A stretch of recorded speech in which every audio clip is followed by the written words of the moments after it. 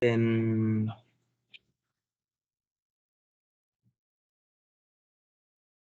for human access, lagyan ng framing plan yung hagdan ng human access. Yung sa pinaka-roof deck. As well as yung mga rooms, kung may rooms na idadagdag kayo, such as restrooms. Yun lang. Yun lang naman mostly yung comment ko kanina sa kabilang section.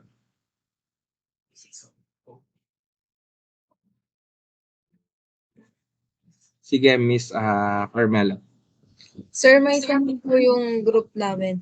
If Yes. yung ano daw po, yung ramp elevation grid daw po ay may standard or kami na daw po ang bahala. Dun sa Sa grade ng ramp is 1:12 KNBCP. Okay po. Ay, may isa pa pong tanong. Sige. Kung pwede daw po lagyan ng firewall yung steel structure. Wag na lang, wag na. Okay po. Thank you po. Hindi naman defined yung mga katabing. So, ipunin nyo na lang muna yung mga questions nyo regarding sa final plate. Tanong natin sa dulo. Pero for now, tuloy muna natin yung discussion sa flexure or flexural members. So, balikan natin to. Itong design principle natin sa flexural members or sa design ng flexural members. Halos same lang din naman to sa mga nauna nating topic such as tension and compression members.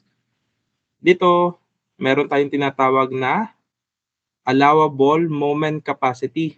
Na-discuss ko naman na ang flexural members natin, ang capacity niya is in terms of moment. So, pag M sub A, allowable moment capacity, ASD yung method niya. Then, pag M sub U, ayan, ultimate moment capacity or nakabase siya kay LRFD. Then, may tinatawag tayong nominal moment capacity or M sub N. The M sub N, yun yung isosolve natin later sa discussion natin kung ano ba yun or paano nasosolve si M sub N.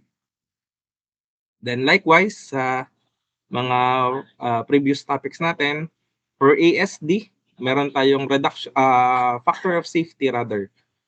Factor of safety or omega, 1.67 palagi pag flexural member. For LRFD, ang reduction factor natin is 0.9. So, palaging ganito. Okay. So, again, 1.67 yung gamitin natin sa exam. May, sa midterms, may mga gumamit ng 0.6. Although, kinonsider ko naman kaso minus 1 point. So, instead na 10 points, 9 points lang. Sayang din kasi yung 1 point. Nakailang beses naman akong ulit na 1.67 ang gamitin para sa factor of safety. So, start tayo with the concept behind the flexural members.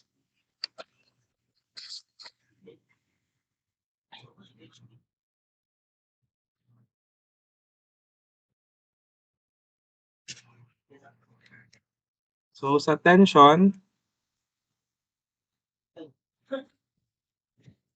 and compression, we have defined the stability or factor para sa strength ng tension and compression member, which is ang yung tinatawag natin na slenderness. Yan. Slenderness yung tawag kapag sa tension and compression. Pag sa flexure, yung stability factor natin, tinatawag natin compact and non-compact.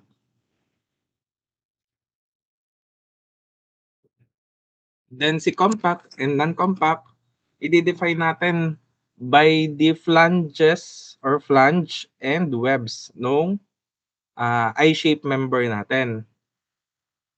So si flange, kukunin natin yung width to thickness ratio.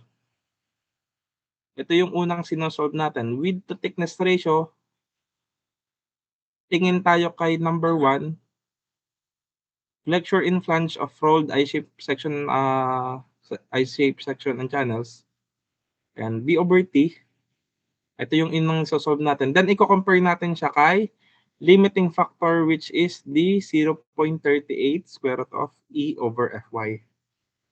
E is the modulus of elasticity, Fy is the yield strength. So, pag yung B over T lumampas kay limiting factor na to, ibig sabihin, non-compact yung flange natin. Kung non-compact, may effect siya sa strength ni flexure. Na-explain ko naman kung ano yung magiging effect pag compact yung flange natin, and kung non-compact siya, ganon din kay web natin. Si web, hindi tayo nag-a-allow for the design na maging non-compact yung web. So si web, discuss ko na lang din muna yung limiting factor ni web. Ayan. Tingin tayo dito kay number 9. Flexure in webs of doubly symmetric I-shaped sections and channels. So yung width to thickness ratio, yun ang i-compare natin sa limiting factor na 3.76 square root of E over Fy.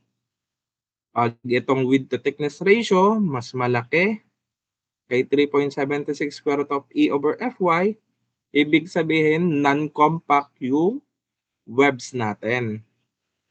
Kung non-compact yung web, hindi siya ideal i-design kasi fragile or hindi na ideal i-design yung ganong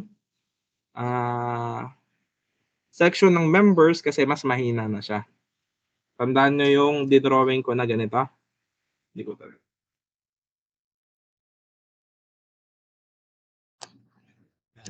Oops.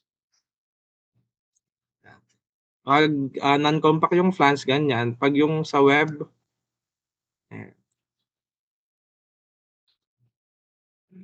ganyan yung magiging itsura niya.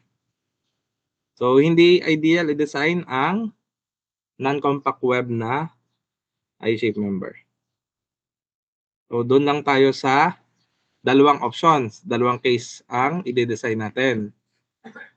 Case 1, compact flange and web. Case 2, non-compact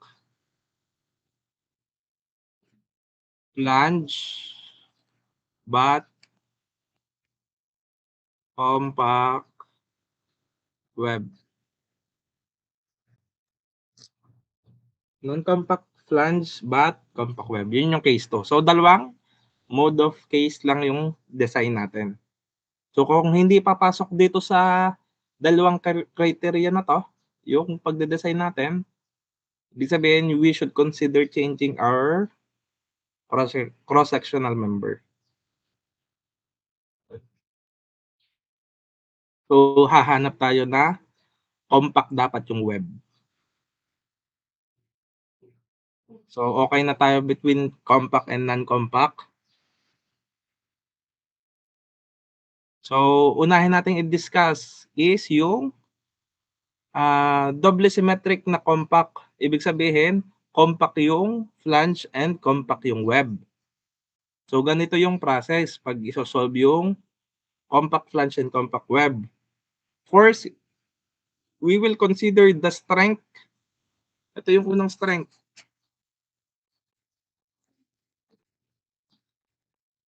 Yung unang strength na i-consider natin is sa yielding. Sabi, sa yielding, ang nominal moment capacity is the plastic moment lang din, which has a formula na Fyzx. So, na-solve na naman natin last time yung plastic moment. So, alam natin kung paano mag-solve ng plastic section modulus as well as ng plastic moment. So, yan yung first criteria ng strength sa ating doubly symmetric compact I-shape members.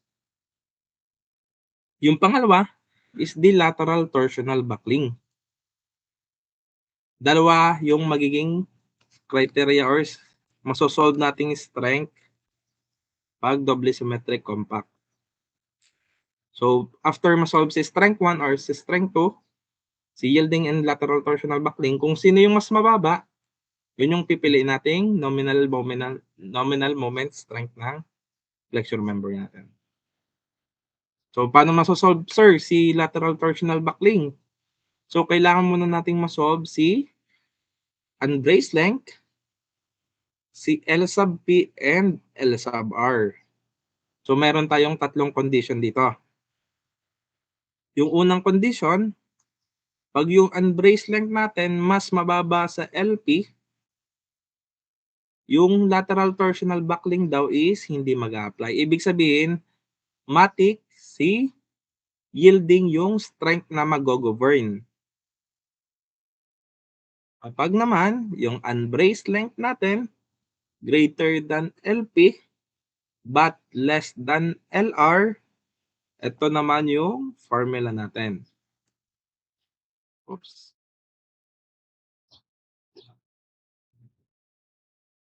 Wait. Develop ko yung ayan. Yun naman yung formula natin. CB ay may value yan, papakita ko mamaya. MP is the plastic moment, Fy is the yield strength, S sub X is the section modulus o elastic section modulus, LB, LP, LR, ito yung kakadiscuss lang natin, pero may mga formulas to, papakita ko sa inyo. Then, itong buong to, yung buong formula na to, we should compare that to plastic moment. So, kung hindi magsasatisfy, kung nasolve natin tong unang equation na to sa inequalities natin, then mas mataas siya sa sa plastic moment yung mag-govern. Anyways, magsasample tayo mamaya para magets natin alin ang pipiliin dito sa dalawa. So, check lang natin, tandaan nyo na lang tong inequality na to na yung mahabang equation is less than high plastic moment. Pag hindi na to nag-satisfy yung ganitong inequality, a plastic moment yung mag-govern. And last case natin, o last scenario, pag yung unbraced length natin, mas malaki na kay LR, yung nominal moment natin for lateral torsional buckling is FCR SX. FCR is the critical buckling stress, yung sinosolve natin sa compression members, pero iba na ang formula niyan ngayon ha, hindi na yung 0.658 chuchu, tsaka yung 0.877, hindi na yun ha. Kasi may bago na siyang formula. Yung S sub X na discuss natin, pero magsasolve ulit tayo mamaya. So, ito na yon. Ito na yung sinasabi ko sa inyo. So, unahin natin i-discuss is the LP and LR kasi yun ang unang kailangan nating masolve before doing the calculation on this scenarios. So, kailangan muna natin masolve si LP and LR. So, sir, ano yung formula ni LP? Alam natin. So, yan yung formula ni LP. 1.76. Radius of gyration to, R sub Y. Pero in terms of Y, ibig sabihin, yung RY natin is square root of IY over A. So, moment inertia about the Y dapat. Para yung makukuha nating radius of gyration is about the Y din. So, square root of E over Fy, ano nyo naman yon. Then, LR, medyo madugo yung formula natin sa LR. Parang ito talaga yon. So, 1.95 RTS, sir, ano yung RTS? Ito na, nasa baba. Naka-RTS squared nga lang yan. So, ibig sabihin, ang formula talaga ng RTS is square root ng IY H sub O over 2SX. So, i-square root lang natin yung given na formula kay RTS. So, ganyan dapat. Square root of IY HO over 2SX. Then E, Fy. Yung J tsaka C, magkahiwalay yan ha. Yung J is torsional constant. Ito, torsional constant. Yung C, may dalawang value ang C based sa shape ng flexure member natin. Pag double symmetric I shape, 1 yung value ni C. Pag naman channel, ito naman yung formula ni C. Then Sx, elastic section modulus, H sub O is the distance between flange centroids. So kung meron tayo dito A-shape member,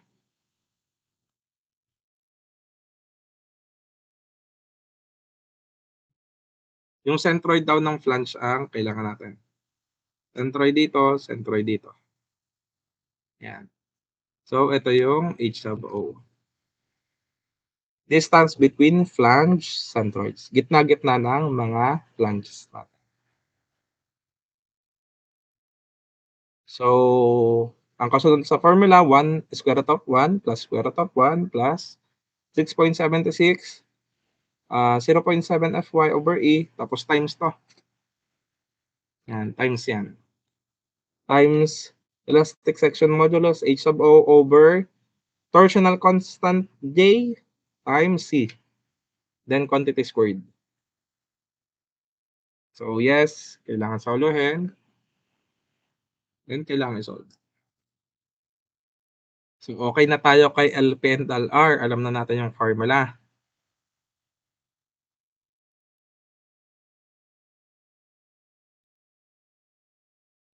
Ayan, discuss natin yung ibang terms.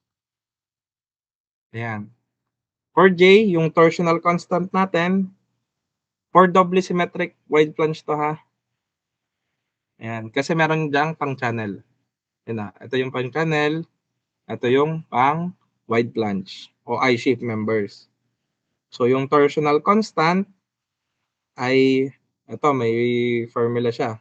Yung B, nakadrawing naman dito pero ito yung base flange yan. Hindi na lang nilagay yung subscript na flange pero BF yan o base flange. Then T is the thickness of the flange. D prime, ito yung formula ni D prime, total depth minus thickness ng flange. Take note, isa lang. Thickness ng flange. Then W is the thickness of the web all over 3. So, yun lang naman yung magagamit muna natin, pero you can view this formulas ng torsional constants for the channel. Okay na tayo? So, mag-problem tayo para mas magets natin yung gamit ng mga formulas natin.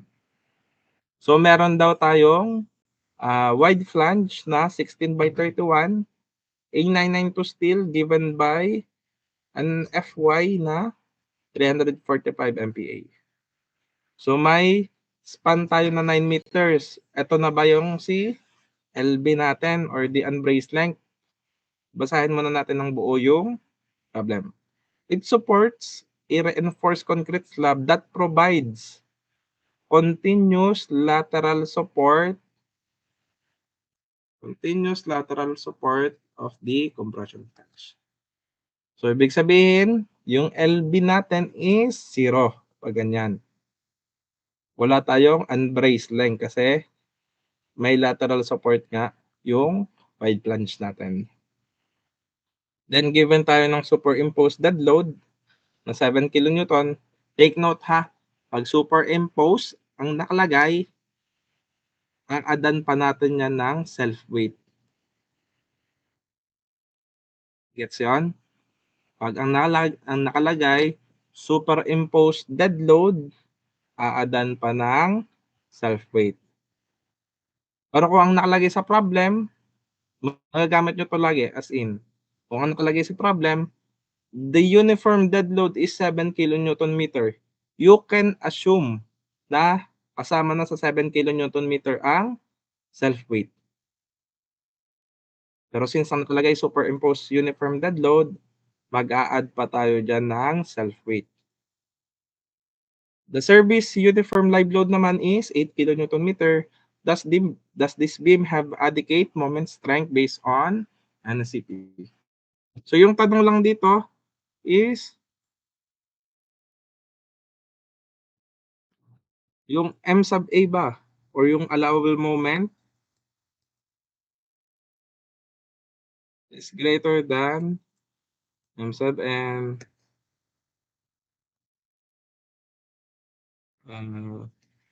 reduction factor. And ito is the capacity. I mean the actual. We can equate that into actual. So, ito yung gagamitan natin ng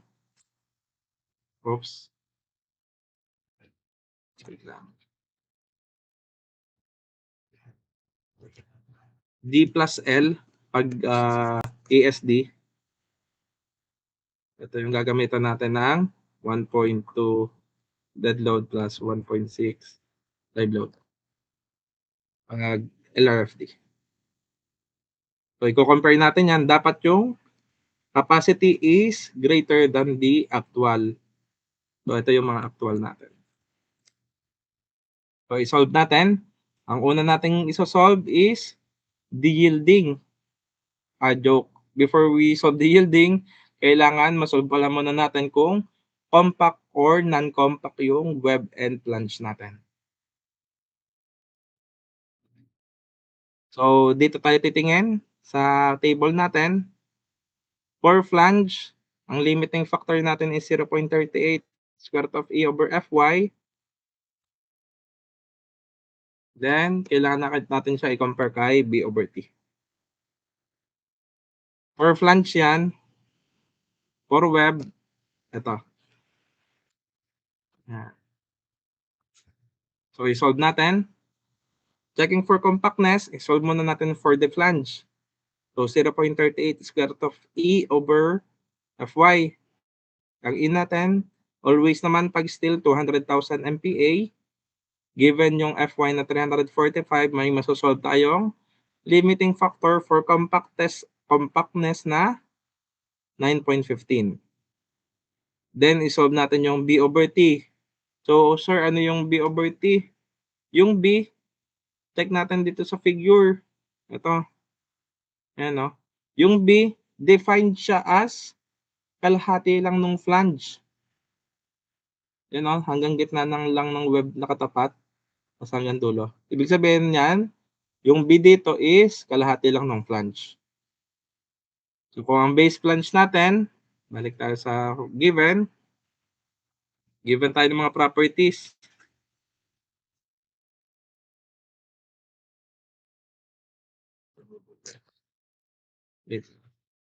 Drawing natin.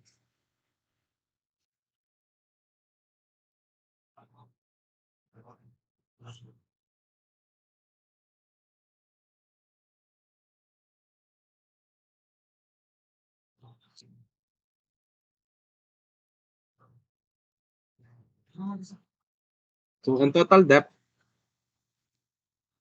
mula sa hanggang pinakailalim is 403. Base flange natin is 140.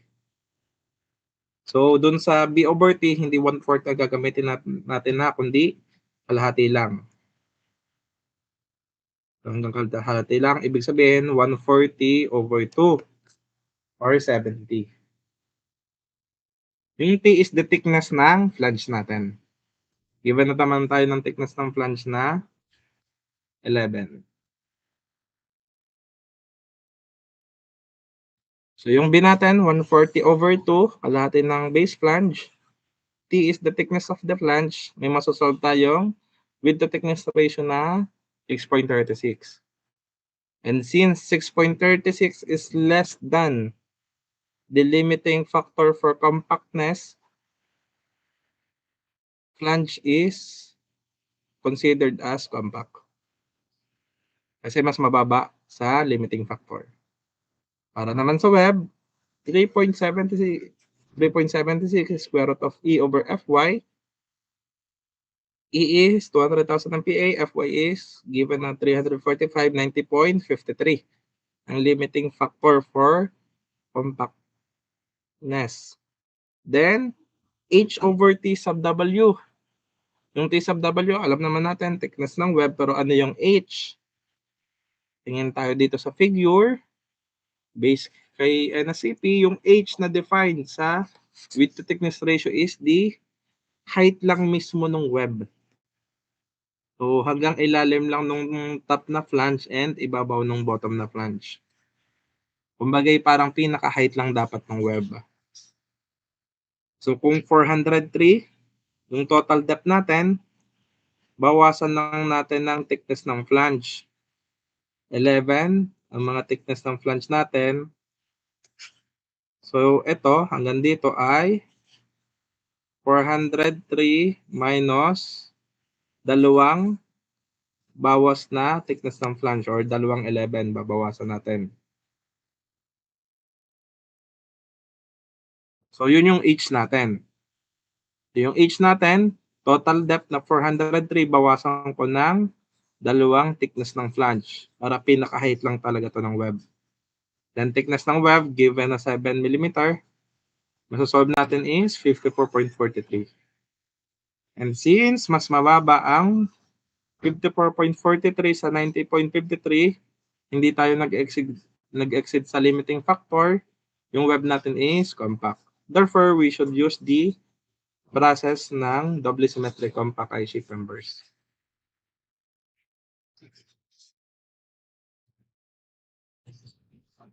So, after solving this, ma-confirm natin na ang process na gagamitin natin is this one. Using the doubly symmetric compact I-shape members, yielding ang base ng strength natin, yielding and lateral torsional buckling. So, yun yung dalawang strength na isosolve natin. So, unang-una, yung yielding, isolve muna natin. Yung yielding is plastic moment lang din. So, Fyzx, yung Zx is the plastic section modulus. Yun yung hahatiin natin sa gitna.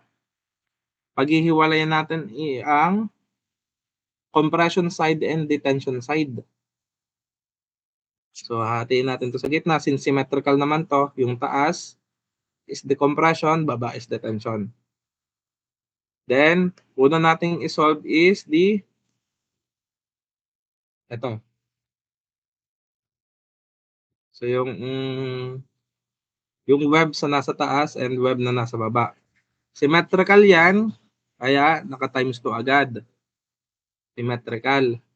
Then, area. Baka may nakalimot ang formula ng plastic section modulus is moment area. Moment area or gagawin natin.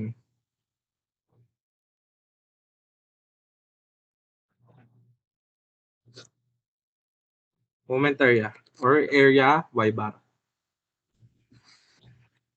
So, yung area ng nasa taas na to, na part ng web is kalahati lang nung 381. San sir nanggaling yung 381? Nanggaling yan sa 403 minus 211. So 403 minus 211 is 381. So 381 yung height ng web natin, kinalahati nga natin. Kalahati ng 381 is 381 over 2. Then times natin ng thickness ng web para maging area. So ibig sabihin, ito pala is the area. Then mumultiplyan natin ng y bar. Yung y bar, ito lang dapat yon. Kalahati nung upper web hanggang neutral axis. So ito lang yung y bar. Yung height na 381 divide 2, divide lang ulit natin ng 2. Kasi hanggang kalahati nga lang, hanggang centroid lang dapat nung kalahati ng web. So 381 over 2, ito yung height ng kalahati ng web. Kalahatiin ulit natin para hanggang kalahati lang ulit ng kalahati. Actually, ito ay 381/4.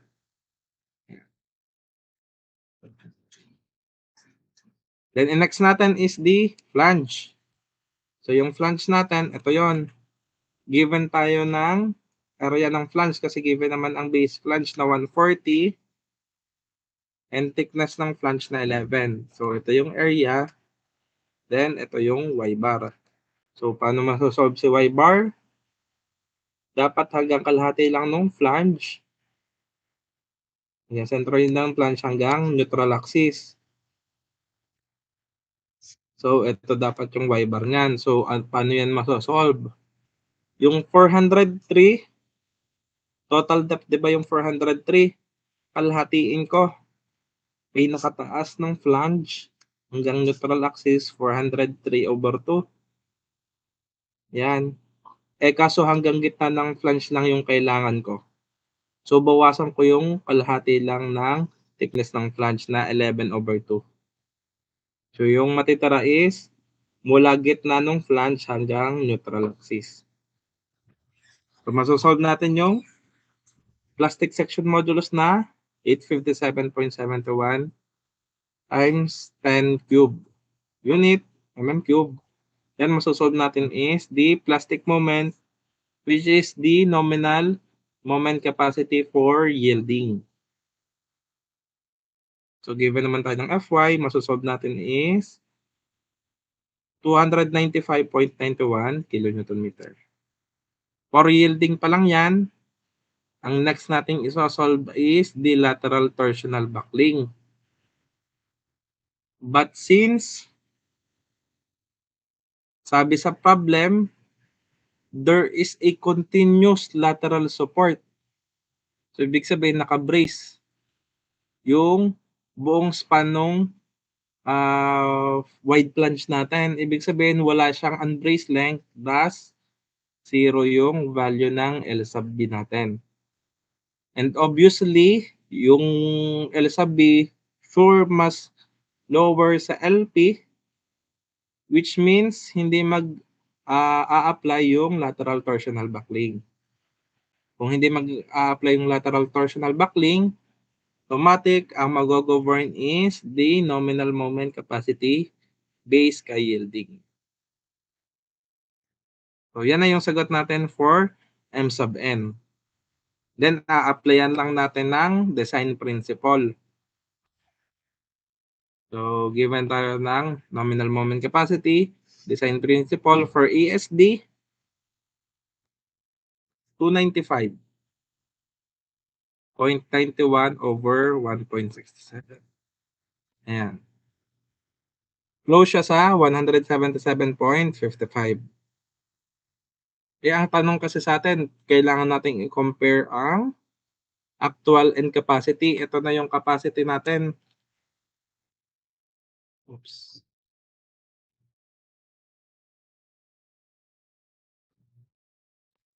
Ito yung capacity. Then, ang actual natin, gagamitan lang natin ng load combination. For ASD, ang load combination natin, dead load plus slide load lang. Pero ang gagawin natin in terms ng moment yung loadings natin. Kasi nga, ang unit ng strength ng flexural members is in moment. So, paano, sir, isasolve yung moment in dead load, moment in live load? Diba? Meron tayong, let's say, simply supported beam. Meron tayong uniform load. Yung uniform load, variable niya is W. Ang kailangan nating masolve is the maximum moment. Kasi dapat ang ine-expect natin or ang magiging criteria natin is the maximum moment for the actual loadings. Kasi yun ang mas critical. So, ano ang maximum moment para sa simply supported beam? W L squared over 8. So, sana na-discuss ito dati. So, W L squared over 8. Ang gagawin lang natin, yung W, gagawin lang natin siyang in terms of dead load and in terms of live load.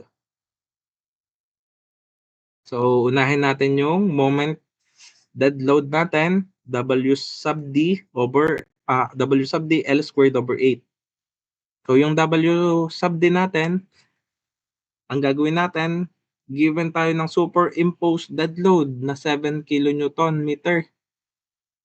Ang adan lang natin ng self-weight kasi superimposed nga. Yung given sa ating self-weight, 46.13 kg per meter. Convert natin into Newton, multiplyan natin ng acceleration. So, 9.81. Pag minultiply natin ng acceleration ng kilogram, magiging siyang Newton. Pero ang gusto natin in kilonewton, kaya divide natin ng 1,000 para yung Newton magiging kilonewton na agad. Ang sosolve natin is 7.45 or 7.453 are. 7.453. So yung 7.453, yun na yung W sub D. Ilagay natin dito sa formula ng maximum moment. 7.45. Ang L natin is the span ng beam given siya nung sa problem natin. Given siya dun sa problem natin.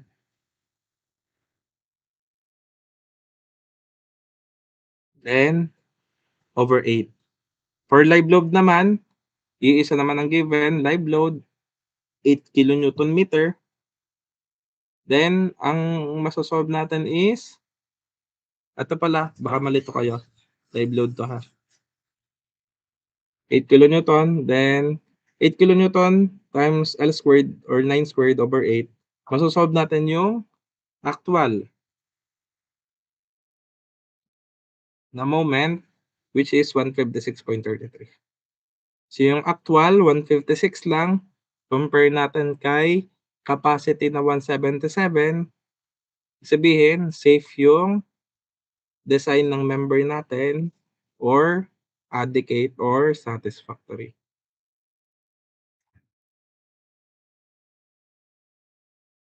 So next slide, gawin lang ulit natin yung ginawa natin pero in terms naman kay LRFD. Yung factor of safety, napalitan ng reduction factor na 0.9 galing sa nominal moment.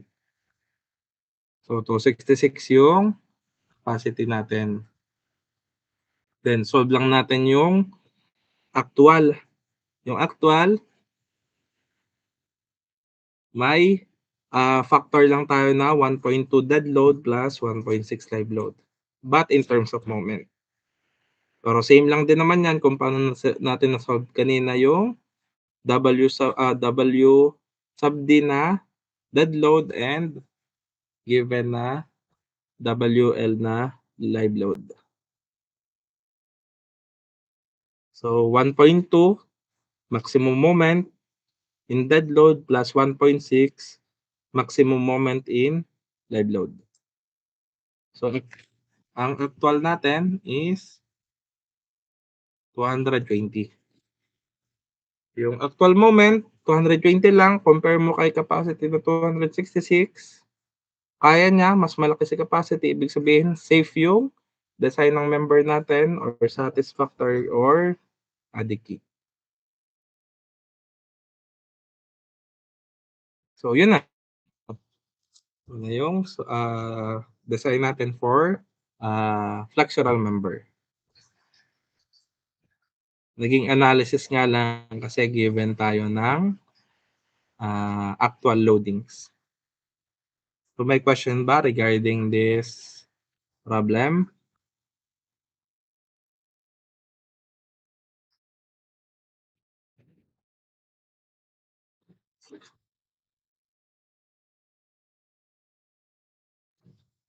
So for now, break lang tayong 5 minutes. Try nyo munang tanda-tandaan yung process ng sa double symmetric compact eye shape natin. Para yung next problem natin is sablay. So, na-upload ko naman to sa Classroom. So, scroll nyo lang yung PowerPoint. So, break lang tayo 5 minutes. Balik tayo.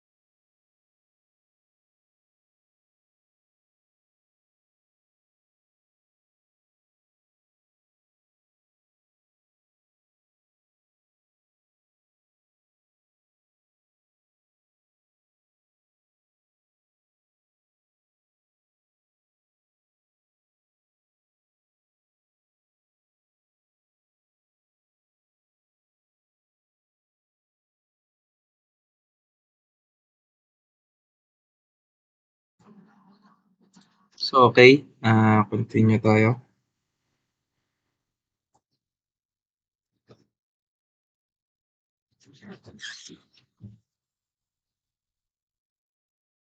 So, yung next problem natin, determine the allowable and designed flexural strength of a wide flange na 14/68. So, may grade 50 tayo. Given naman tayo ng Fy na 345 MPa. May properties ulit tayo. I-drawing muna natin yung wide flange natin.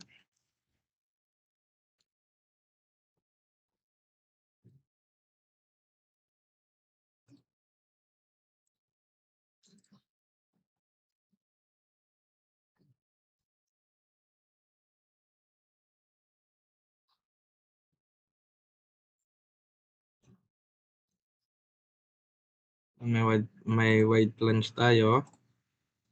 May given tayong depth na 357 mula taas hanggang baba yan. Base flange na 255. Thickness ng flange 18. Thickness ng web 11. Given tayo ng moment inertia about the x and moment inertia about y and the total area ng wide flange natin. So, ang unang isosolve natin is the compactness of the flange and compactness of web. So, unahin natin for flange. So, ganun lang ulit. Symmetric I-shape to. So, 0.38 square root of E over Fy. Given na E, given ng Fy, 9.15 yung limiting factor natin. Then, yung B over T, half lang nung base flange. Ang base flange natin, 255.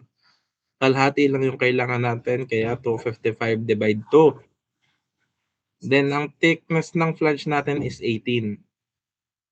Yung B over T is 255 over 2. Ang TA is 18. So, 7.08. Mas maliit siya sa 9.15. Ibig sabihin, yung flange natin is compact. Then, for the web, 3.76 square root of E over Fy. Given ng E, given ng Fy, 90.53. Then, yung width to thickness ratio, yung H natin kailangan mula yung sa top flange natin nasa ilalim, yung bottom flange natin nasa ibaba. Kumbaga, total height lang ng web.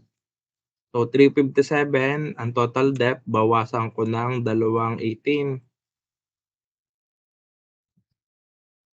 Diba? Pinaka-height lang talaga ng web yung matira. So, ito pala ay 357 minus 2 times 18. Then, thickness ng web, 11. So, may masasolve tayong 29.18. So, yung 29.18, mas maliit sa 90.53 na limiting factor, ibig sabihin, yung web natin is compact. Therefore, we will use the process ng doubly symmetric compact I-shape members. So, unang isosolve natin is yielding. So, yung yielding, given tayo ng Fy, Zx ang kailangan natin masolve. So, same process. Hatiin natin to sa neutral axis. Yung taas, compression. Yung baba, compression. Ay, tension. So, unahin ulit natin to. Yung taas na part ng web, kaya nasa baba. Symmetrical yan, kaya naka times 2. So, yung height na to, kalahati lang na tong 321. Saan nanggaling ang 321? 357 na total depth, bawasan ko ng 218. 321 yung sagot doon. So, yung sa H na nasolve natin. Yung H na nasolve natin, yung pinaka-height ng web, kalahatiin lang natin. Kaya 321 over 2 times natin ang thickness na 11. So, itong part na to is, ito yung area. Then, Y bar ang kailangan natin. hanggang kalahati lang nung taas na part ng web. So, yung 321 divide 2 na height, kalahati lang ulit natin. So, yun yung y bar natin. The next is the flange. Yung taas at babang flange, symmetrical yan. So, naka times 2.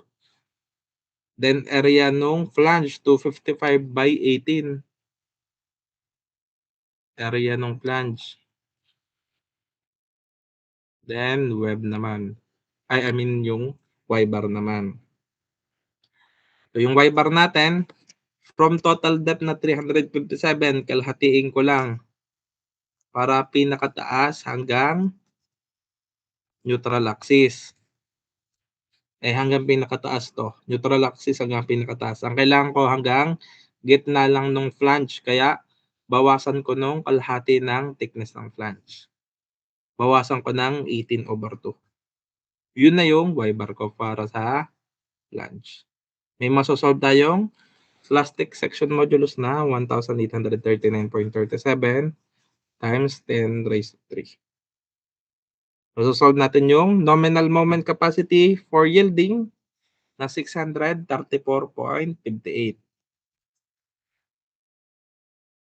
So yung next natin is lateral torsional buckling.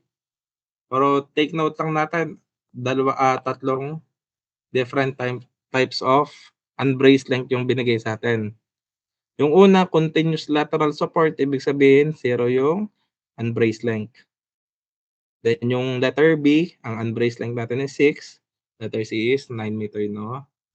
Unbraced length. So dito sa una nating sinolve, na-solve natin yung yielding for lateral torsional buckling since may continuous lateral support nga, yung unbraced length natin is 0. Obviously, mas maliit sa LP, so yung lateral torsional buckling is hindi mag-a-apply. Therefore, ang mag-go-over na nominal moment is 634.58. So, applyan lang natin ng design principle. So, 634.58 over 1.67. Close yan sa 380.75. For LRFD, na iba lang is reduction factor 0.9 times 634.58. The answer is 571.12. So, yan na yung allowable and ultimate moment capacity. For the continuous lateral support yan, paano na kung may unbraced length na? Kung may unbraced length tayo na 6 meters, yung yielding hindi yan mababago. Kasi kahit anong mangyari, kahit may brace, kahit walang brace, hindi mababago yung plastic moment.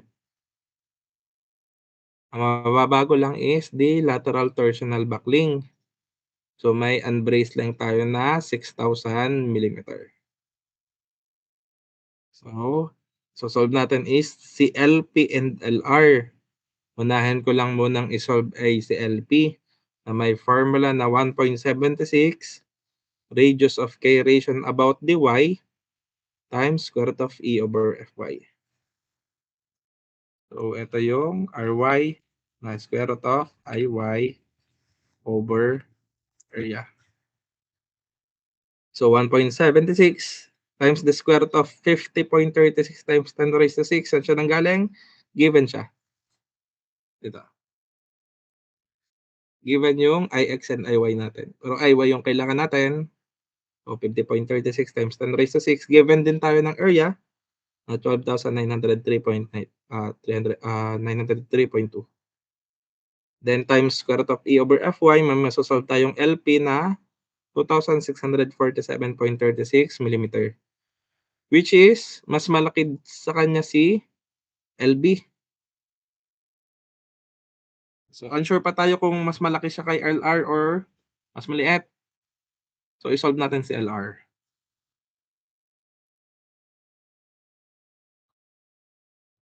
So, ito si LR. Ito yung formula niya. Una-unahin natin isolve yung mga values na isasalpak natin sa formula. Unahin natin si RTS. Si RTS may formula na yung naka-squared. Kaso square root natin para RTS lang yung formula natin. So, square root ng I sub y, given tayo ng I sub y, ang moment inertia about y. Then h sub o, ano yung h sub o natin? Yung h sub o is the distance of the flange centroids. So, dito sa dinrawing natin, ito yung kailangan natin. Ito yung h sub o. So, manggagaling yan sa 357, bawasan ko ng 18/2, tsaka 18/2. Itong 18/2 minus 18/2, equivalent yan sa iisang 18. So, pwedeng ang formula sa h sub o ay 357 minus 18. So, kung saan kayo nadadalian, yun ang gawin niyo. Basta gitna hanggang gitna ng flange dapat yung h sub o.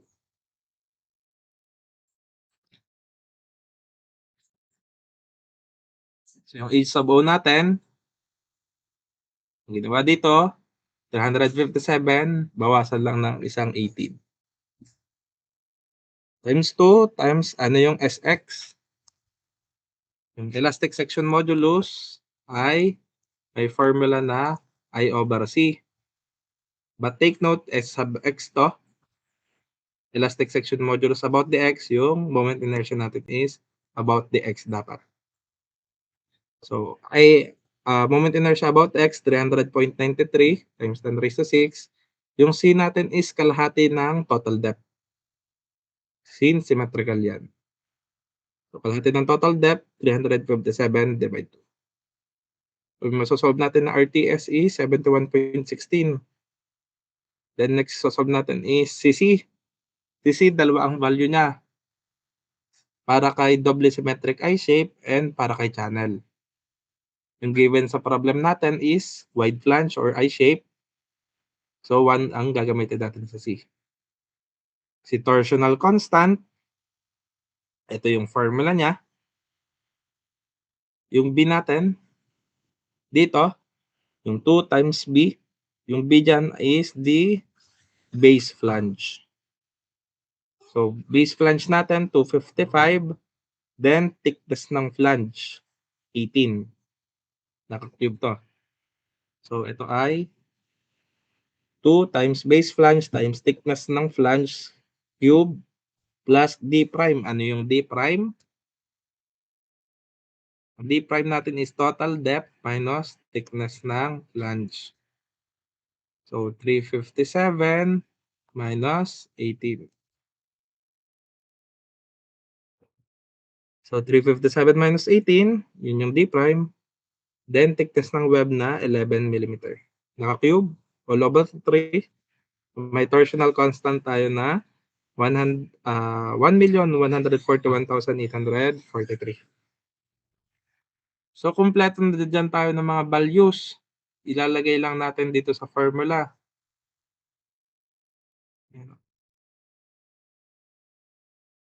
Ang gagawin nyo dito, pag nagko-compute kayo,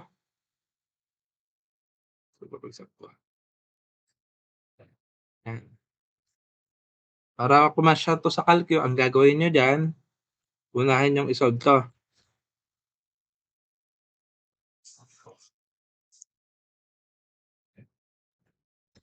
So, solve nyo muna to.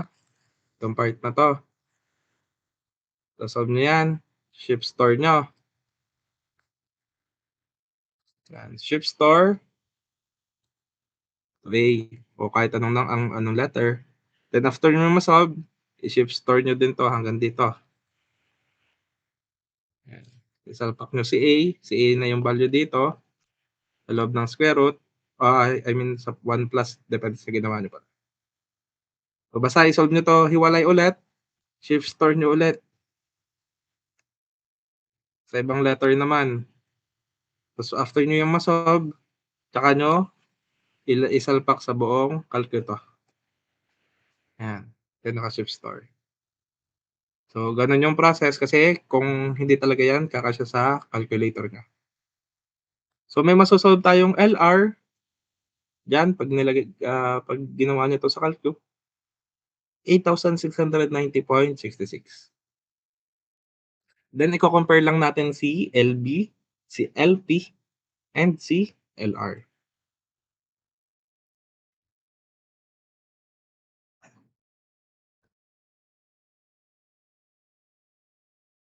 So si LB natin 6,000, LP na-solve natin, si LR na-solve natin.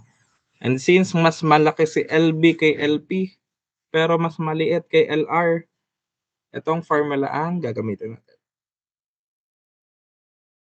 Ayan. So yung nominal moment for lateral torsional buckling to ha. Yung sinosolve lang natin dito is for lateral torsional buckling. Kasi same ang yielding natin na value. Yung C sub B, 1.0 in all cases yan. Conservative yung design yan, parang over-design. 1.0 na lang yung ginagamit. Pero ito may value to sa NSCP. You can browse the NSCP para makita nyo yung value ng C sub B. Banda-banda dyan, magsasample ako ng may C sub B. Pero sa exam, in all cases, 1.0 yung gagamitin natin since nasa theory pa lang naman tayo. In actual, pag nasa field na kayo, you can check the C sub B para sa value niya na nasa NSCP. Anyways, M sub P, given tayo ng M sub P na nasolve natin kanina, then FYSX, alam na natin yan, LB, LPRR. So, isasalpak lang din natin sa formula. Yung C sub B, 1.0, yung MP, o plastic moment minus 0.7, FY, SX, yung SX natin is IX over C. Yung IX natin, 300.93 times 10 raised to 6. Yung C natin is depth over 2, 357 over 2. Then LB, value ni LB, ni LP, ni LR. May masosolve tayong nominal moment na 508.4.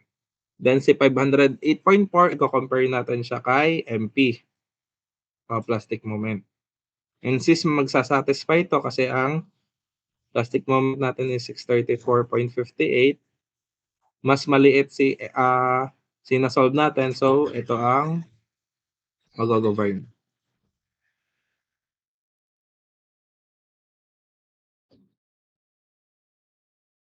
So, after solving for the yielding, ito pa rin yung nasolve natin kanina. Yung lateral torsional buckling natin, kakasolve lang, 508.4, yun yung nag-govern. So, between these two strength, yung strength number 1 and strength number 2, pipili lang tayo ng mas mababa. So, ang mas mababa dito sa dalawa, between yielding and lateral torsional buckling is yung LTB, yung 508.4. So, may nasolve na tayong MN or nominal moment. Lagay lang natin sa design principle. So, design principle, 508.4 over 1.67, close siya sa 305.04. For LRFD, 457.56 yung masasolve. So, yan yung pag sa lateral torsional buckling na may unbraced leg. Then, try naman natin yung pangatlong question. Nasolve na natin yung pag continuous lateral support, pag unbraced length na 6 meter, pag unbraced length na naman na 9. Pag unbraced length na 9, hindi mababago yung LR and LP. Kung anong nasolve natin ng una, yun pa din yung value niya. Ayan. So, 2647.36 pa din ang LP. Yung LR, 8690.66 pa din. Ayan. So, dun sa lateral torsional buckling, sa LTB pa din ang sinasolve natin. Kasi iisa ulit ang sa yielding. Same naman ang value ng plastic mo. So, nung naging 9,000 mm na yung unbraced length, mas mataas na yung unbraced length kay LR. Yung gagamitin na natin is si FCR SX. Yung FCR, ito yung formula niya. FCR. Huwag niyong gagamitan 'to ng 0.658 something ganyan. Ito yung formula pag sa flexion. So, C sub B, 1.0 in all cases, para conservative value siya, I squared E LB over RTS. Yung L sub B, 9,000, RTS, yun yung na-solve natin kanina. Then, 1 plus 0.078. J, torsional constant, na-solve din natin kanina. C is 1/4 doubly symmetric I-shape. Sx is moment inertia about x over C. H sub O, na-solve din natin kanina. L sub B, RTS. O, ilalagay lang natin sa formula ng FCR, may masasolve tayong 230.62 MPa. Then after solving FCR, times na natin ng elastic section modulus, Ix over C. May masasolve tayong nominal moment para kay LTB. So 388.8. After solving that, so compare natin si strength ng yielding and strength ng lateral torsional buckling. So yung sa yielding, 634.58 pa din. Sa lateral torsional buckling, nung naging 9 meters yung unbraced length, naging 388.8 kN. So, mag-govern yung smaller value, 388.8. Gagamitin lang natin ng design principle. So, 388.8 over 1.67. Close siya sa 233.28. For LRFD, 0.9 times 388.8, 349.92 naman yung ultimate moment capacity. Yan na yung magiging value ng mga capacity natin for flexural member. So may question ba regarding this?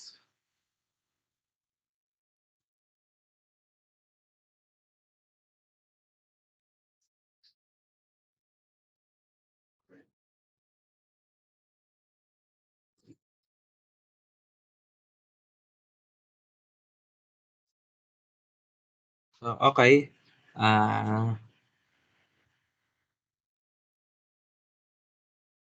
So medyo mahaba lang talaga yung process pag may unbraced length. Kasi mahaba yung formula ng LB, LP, ng LP and LR. Anyways, for your practice,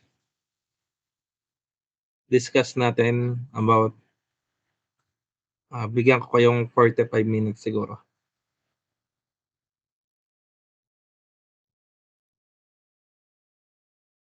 So sa unang problem natin,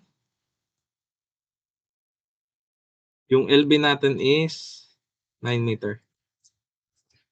So, disregard the continuous lateral support. So, ano yung masasolve natin? Or does this beam have adequate moment strength kung ang unbraced length natin is 9 meter? So, disregard the continuous lateral support. So, wala pala tayong kailangan natin ng IX, IY. And ano yan. Lagyan ko lang, wait lang.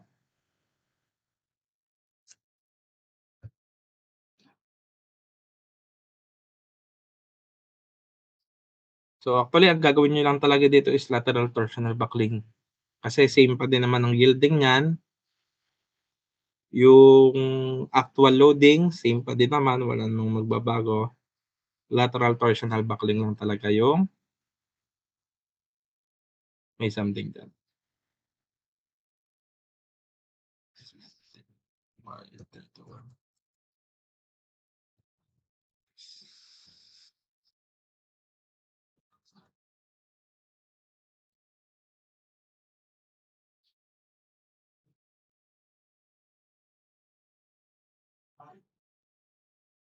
Burahin ko to.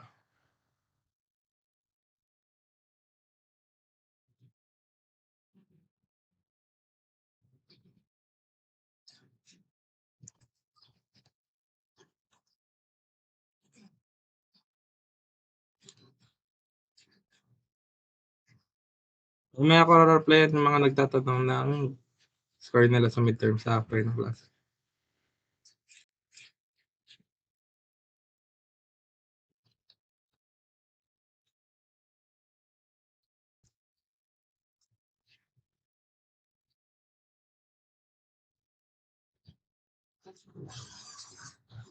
So disregard this.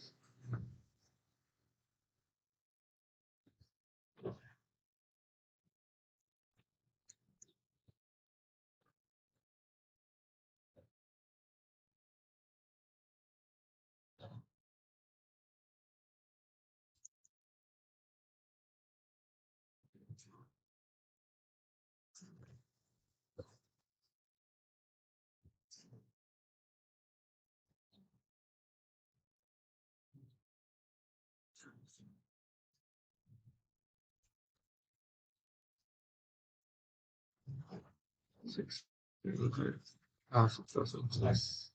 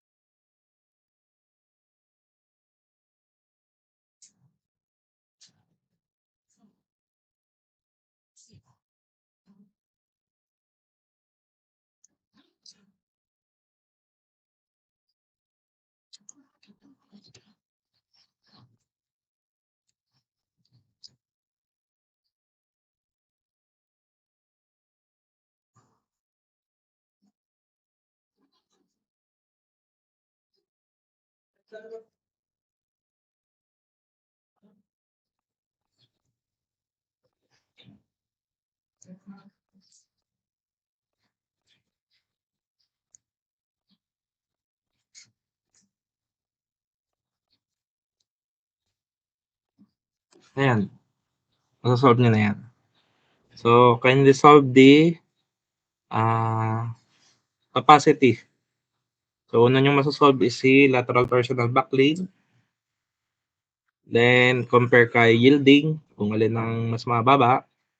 Then, masasolve nyo si allowable and si design moment capacity. So, bigyan ko kayo 45 minutes o 40 minutes. 2 p.m.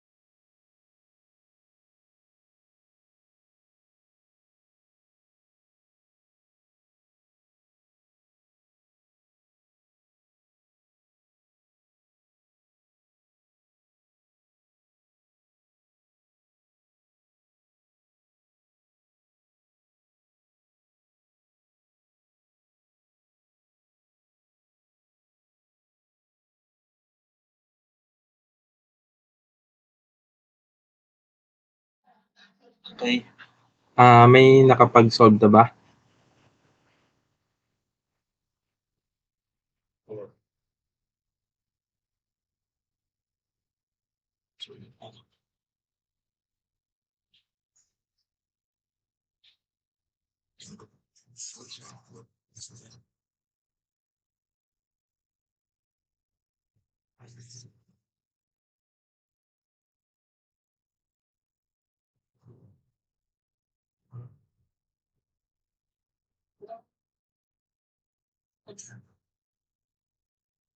Again, may nakapag-solve na ba?